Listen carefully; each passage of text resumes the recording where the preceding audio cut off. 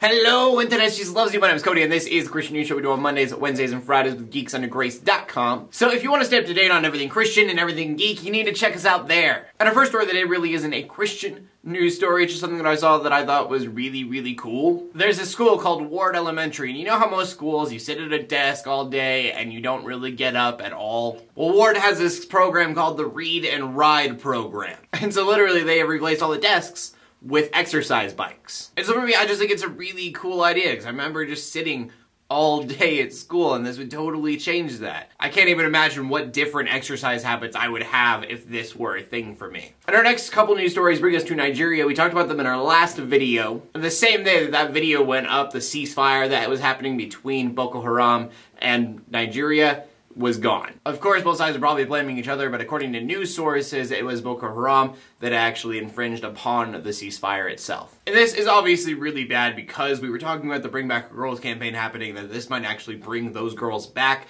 That might not happen now because the ceasefire isn't happening, and I'm sure things are getting even more heated than they were previously. On a happier note in Nigeria, though, according to the World Health Organization, there is no longer any Ebola in Nigeria right now. Obviously, the disease still exists in Nigeria, but it's been 42 days since anyone has tested positive for it. And that is twice the incubation for Ebola. And so, obviously, that is fantastic news. From that, we go on to the final story of the day, which is about ISIS. We haven't talked about them in quite a while, it seems. Well, that's definitely not because they haven't been busy. They have just been so consistent that it wasn't really news anymore. And if Monday is any indicator to anything, then they are actually getting stronger, launching 15 different attacks at the same time. This mostly being for them to be able to gain more territory. Now, to me, what that means about ISIS is that we aren't really doing too much, and it's still advancing quite quickly even. And it honestly seems like our airstrikes really aren't doing much more than poking them with a needle in the arm. But Ebola is gone in Nigeria, so